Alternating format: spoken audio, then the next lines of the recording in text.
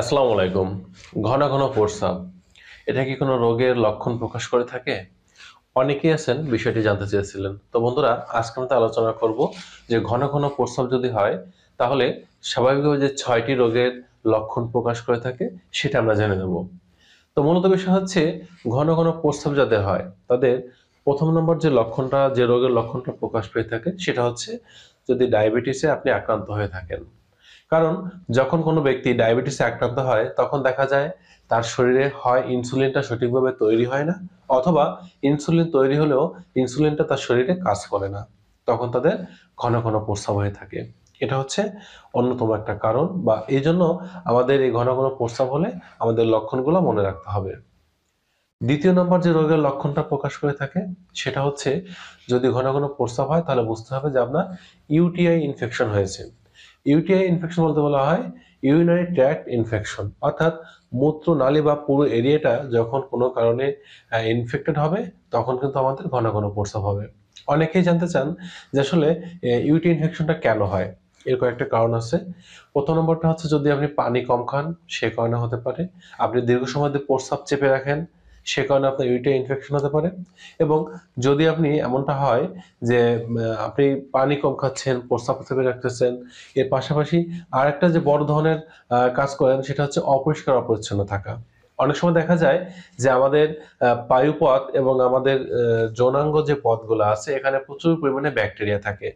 এবং আপনি যখন অপরিষ্কার থাকবেন কোনো কারণে এই ব্যাকটেরিয়া যদি আপনার প্রস্রাবের রাস্তায় চলে যায় বা প্রবেশ করে তখন কিন্তু আপনার ইউটিআই ইনফেকশন হবে। আর যখন আপনার ইউটিআই ইনফেকশন হবে তখন আপনার প্রস্রাবের যে পুরো এলাকাটা বা মূত্রনালীর পুরো এলাকাটা ফুলে যাবে।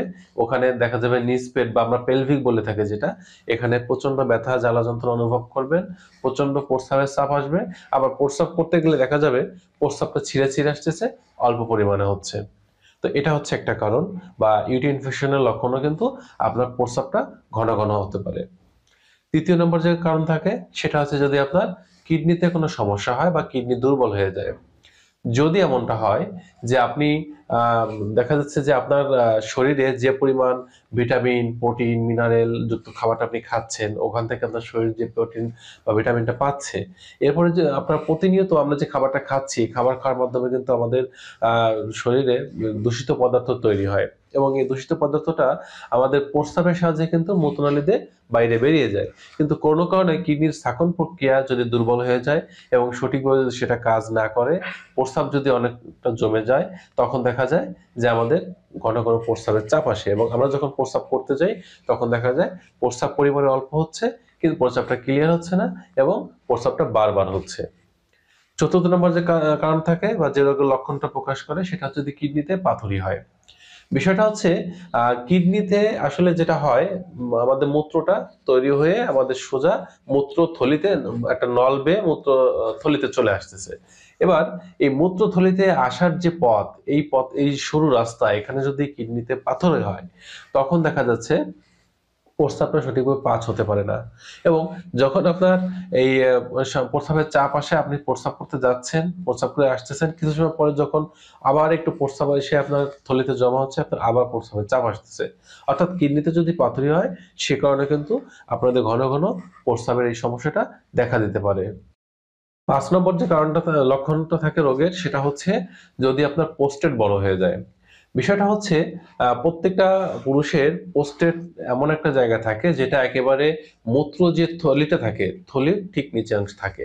যখন আপনার এখানে প্রোস্টেটটা দিনে দিনে বড় হবে, বিশেষ করে যাদের বয়স ৪৫ বা ৫০ এর বেশি হয়ে গেছে, স্বাভাবিকভাবে তাদের প্রোস্টেটটা বড় হয়ে যায়। আর প্রোস্টেট বড় হয়ে গেলে তাদের এই যেহেতু এটা মূত্র যে থলিটা আছে তার কেবলই নিচে থাকে, সেক্ষেত্রে দেখা যায় যে ওটা তো একটা ব্যাগের মতো। যখন আপনার প্রোস্টেট বড় হয়ে যাবে তখন কিন্তু আসলে দেখা যাবে সামান্য প্রস্রাব হলেই আপনার ওই যে প্রস্রাবের থলি বা মূত্রথলিটা আছে ওটাকে চাপ দিবে। চাপ দেওয়ার ফলে তখন আপনার প্রস্রাবের বেগ আসবে বা প্রস্রাব করতে ইচ্ছা করবে। এবং যখনই আপনি প্রস্রাব করবেন দেখা যায় পরিমাণে অল্প একটু প্রস্রাব হচ্ছে, আপনি কিছু সময় থাকলেন, পরবর্তীতে যখন আবার একটু মূত্রথলিতে আপনার মূত্র এসে জমা হবে, যেহেতু প্রস্টেটটা বড় সেখানে আবার চাপ পড়বে এবং আপনার আবার প্রস্রাব করতে হবে। আর লাস্ট যে ৬ নম্বর লক্ষণ, রোগের লক্ষণটা প্রকাশ পায় সেটা হচ্ছে যে আপনার শরীরে হাইপার ক্যালসিয়ামিয়া হয়, বা যদি ক্যালসিয়ামের পরিমাণটা শরীরে অতিরিক্ত হয়ে যায় তখন দেখা যায় যে আপনাদের ঘন ঘন প্রস্রাব আসতে পারে বা প্রস্রাবটা হয়ে থাকে। তো মোটামুটি ঘন ঘন প্রস্রাব হলে যে 6টি কমন রোগ আমাদের হতে পারে তার একটা লক্ষণ আজকে আপনাদের মধ্যে প্রকাশ করা হলো। এছাড়াও আরো কিছু ছোট ছোট লক্ষণ থাকে বা কারণ থাকে যার কারণে এমনটা হতে পারে। যেমন যদি এমনটা হয় যে আপনি কোনো মেডিসিন সেবন করতেছেন কোনো রোগের জন্য, সেই মেডিসিনের প্রভাবেও কিন্তু আপনার প্রস্রাবটা ঘন ঘন হতে পারে। যদি এমনটা হয় যে আপনি কোনো কোল্ড ড্রিঙ্কস বা সফট ড্রিঙ্কস খেয়েছেন বা কোনো পানি জাতীয় শরবতটা বেশি খেয়েছেন, সে কারণে আপনার ঘন ঘন প্রস্রাব হতে পারে। এটা নিয়ে দুশ্চিন্তার কিছু নেই। আরেকটা বিষয় হচ্ছে আমরা আসলে ঘন ঘন প্রস্রাব কতবার হলে আমরা মনে করব যেটা আমাদের ঘন ঘন প্রস্রাব হচ্ছে। যদি আপনি সারাদিনে 2 থেকে 2.5 লিটার পানি পান করেন এবং যদি আপনার 8 বারের বেশি প্রস্রাব হয়, তাহলে আপনার মনে করতে হবে যে এটা ঘন ঘন প্রস্রাব হচ্ছে। কিন্তু দিনে যদি আপনি 8 বার প্রস্রাব করেন তাহলে এটা তেমন কোনো সমস্যা আসলে ধরা হয় না। তো যদি এমনটা হয় যে আপনি 8 বারের বেশি প্রস্রাব করতেছেন, এছাড়া আপনার নিচ পেট বা আপনার সে পিছনে কোমরের 2 পাশে ব্যথা করতেছে, অথবা আপনার ইউরিনারি ট্র্যাক্টের পুরো এলাকাটায় যদি যন্ত্রণা অনুভব করেন, তাহলে অবশ্যই বসে থাকা যাবে না। আপনার যত সম্ভব একজন ভালো চিকিৎসকের কাছে যেতে হবে। সুচিকিৎসা করার মাধ্যমে সুস্থতা অর্জন করতে হবে। তো বন্ধুরা, সকলে ভালো থাকবেন, সুস্থ থাকবেন। আজ এ পর্যন্তই। আল্লাহ হাফেজ।